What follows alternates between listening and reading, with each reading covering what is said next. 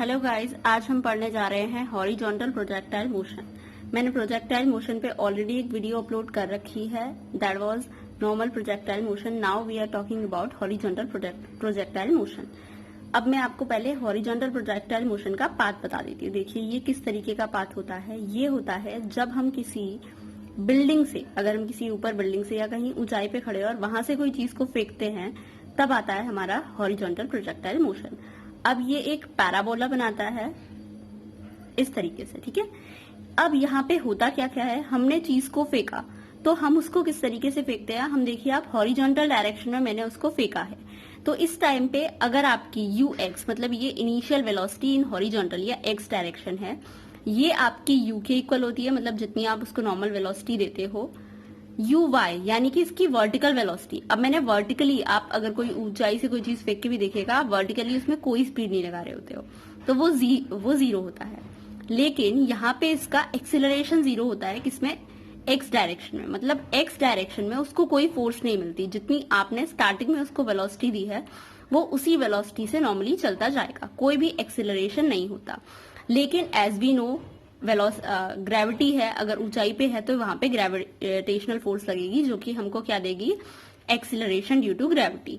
तो vertical direction का जो एक्सिलरेशन होता है वो माइनस का जी होता है। अब ये माइनस क्यों होता है, माइनस होता है क्योंकि वो डाउनवर्ड डायरेक्शन में होता है। मैंने आपको बताया था कि जी नॉर्मली क्या होता है, नेगेटिव ही होता है। अब ये जो इक्वेशन आई है, ये इक्वेशन ऑफ ट्रेजेक्टरी होती है, ये होती है इक्वेशन ऑफ ट्रेजेक्टरी।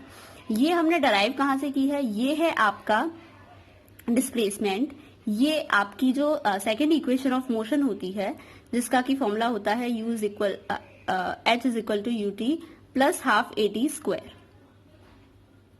ये इक्वेशन वहीं से ली गई है। यहाँ पे u जो आपका हॉरिजॉन्टल डायरेक्शन में है वो काम कर नहीं रहा है, और सॉरी वो u है, और जो वर्टिकल डायरेक्शन में है वो जीरो है।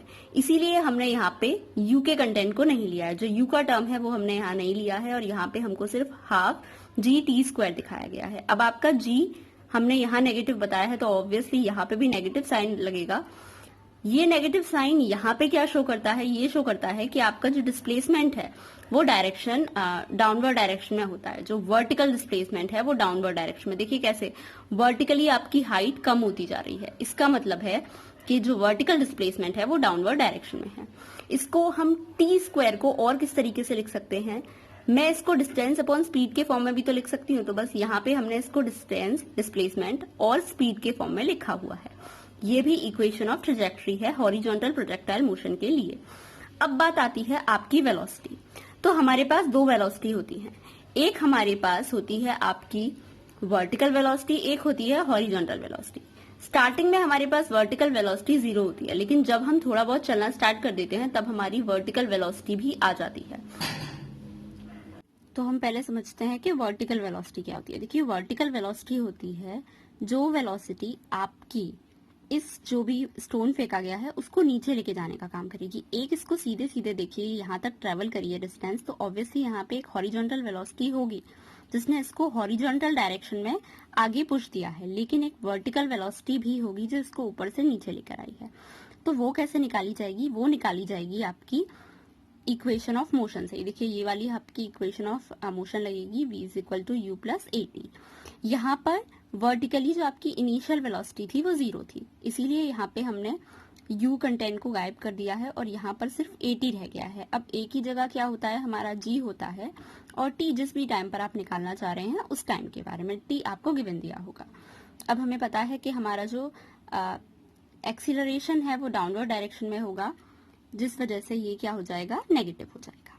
इसके बाद आप इसकी वेलोसिटी किसी भी पॉइंट टाइम पे निकाल सकते हो। हॉरिजॉन्टल वेलोसिटी जो कि आपकी यू एक्स या यू मान लूं मैं, वो है, और साथ में आपकी जी टी स्क्वायर, इन दोनों का स्क्वायर करके अंडर रूट में लेंगे।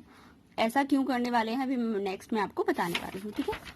दूसरा आपका होता है हॉरिजॉन्टल वेलोसिटी, जो आपकी, जो हमने स्टार्टिंग में यू ली है तो वो u रहने वाली है। अब वो u कुछ भी हो सकता है, 20, 40, 60, 30, कुछ भी, ठीक है। नेक्स्ट आता है आपका डिस्प्लेसमेंट। अब देखिए डिस्प्लेसमेंट हुआ है वो पहले कहाँ ऊपर था, और अब वो कहाँ आ जाएगा, यहाँ कहीं आ जाएगा। तो देखिए उसने डिस्टेंस कितना चला है, उसने डिस्टेंस एक ये वर्टिकल लाइन चली है, एक ये हॉरिजॉन्टल लाइन चली है, लेकिन डिस्प्लेसमेंट जो आपकी इनिशियल और फाइनल लेंथ की दूरी है वो कितनी है, सिर्फ आपकी ये वाली। तो ये निकालने के लिए हमें क्या करना पड़ेगा, हमें लेट मी से अगर ये x है क्योंकि ये एक्सिस पे है और ये y है, तो इन दोनों का स्क्वायर करके उसको अंडर रूट में लेना पड़ेगा। ऐसा क्यों करना पड़ेगा, क्योंकि हम वेक्टर फॉर्मूले से जानते हैं या पाइथागोरस फॉर्म से भी हम जानते हैं कि a square plus b square plus a b cos theta. ये क्या होता है, यहाँ पे आपका जो थीटा है वो कितना है 90 है, जिसकी वजह से ये पूरा कंटेंट आपका कितना हो जाएगा, 0 हो जाएगा, क्योंकि cos 90 की वैल्यू कितनी होती है 0। हमारे पास क्या बचेगा, सिर्फ a और b। ठीक है, तो ये पाइथागोरस से समझिए चाहे वेक्टर फॉर्म से समझिए, ये आपका आ जाएगा a square plus b square. अब x क्या हो जाएगा आपका ut। देखिए हॉरिजॉन्टल में वेलोसिटी आपकी u थी, टाइम आपने t लिया। वर्टिकल में अभी मैंने आपको समझाया था हाफ जी टी स्क्वायर लगेगी, कौन सा वाला form, h is equal to u t plus half a t square. देखिए h is equal to u t plus half a t square, ये वाली इक्वेशन है। यहाँ यू टी फिर से आपकी वर्टिकल इनिशियल वेलोसिटी 0 थी तो 0 हो जानी है, कितना बचना है हाफ ए टी स्क्वायर, जो कि नेगेटिव आएगा क्योंकि आपका a यहाँ पे नेगेटिव, यानी कि आपका जो एक्सेलरेशन है यहाँ पे नेगेटिव है। अब इसको हमने किस में बंद किया हुआ है, मॉड में। मॉड में क्यों बंद किया हुआ है, सपोज करिए ये वाली वैल्यू बड़ी है और आपकी जो आंसर आएगा वो नेगेटिव में आएगा, तो आपको उस नेगेटिव साइन को नेग्लेक्ट करना है। ठीक है, दूसरी चीज है आपको इन दोनों का स्क्वायर लेना है। ये t का जो स्क्वायर है इसके अलावा भी आपको एक स्क्वायर लेना है, तो वो मैंने स्पेशली हाईलाइट किया हुआ है। अब आता है आपका टाइम ऑफ फ्लाइट।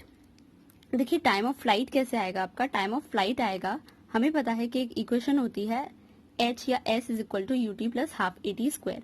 इसमें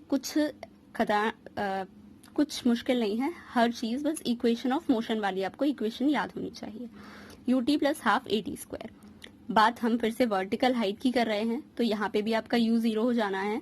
देखिए लिखा हुआ भी है y इज इक्वल टू 0 है, तो बचता क्या है, खाली हाफ ए टी स्क्वायर। जब आप इसको सॉल्व करोगे तो आपके पास ये आ जाएगा, ये वही t है। ठीक है, इसको हमने स्क्वायर हटाया है, सी अंडर रूट आ गया है और वही आपका एक ही जगह जी आया हुआ है। टाइम में हमने यहाँ पे नेगेटिव साइन क्यों हटाया है, नेग्लेक्ट किया हुआ है, क्योंकि टाइम कभी नेगेटिव नहीं होता। ठीक है, तो इस टाइम पे हम यहाँ पे नेगेटिव साइन नहीं लेंगे। ठीक, अब आती है आपकी हॉरिजॉन्टल रेंज। देखिए रेंज उस दिन भी मैंने आपको समझाई थी, ये उस बिल्डिंग से या जिस भी हाइट से फेंका गया है और जहां पे जमीन को टच कर रहा है उसके बीच का मिनिमम डिस्टेंस कहलाता है आपका रेंज। ये एक हॉरिजॉन्टल डिस्टेंस है, इसलिए हॉरिजॉन्टल चीज पे डिपेंड करेगी, और आपका टी टाइम ऑफ फ्लाइट पे वही डिस्टेंस इनटू टाइम वाला फॉर्मूला लगेगा इसमें, और आपका स्पीड इनटू टाइम वाला फॉर्मूला लगेगा इसमें, और आपका क्या आ जाएगा आपके पास, distance is equal to speed into time. ठीक है, वही वाला फॉर्मूला लगेगा और आपके पास आ जाएगा।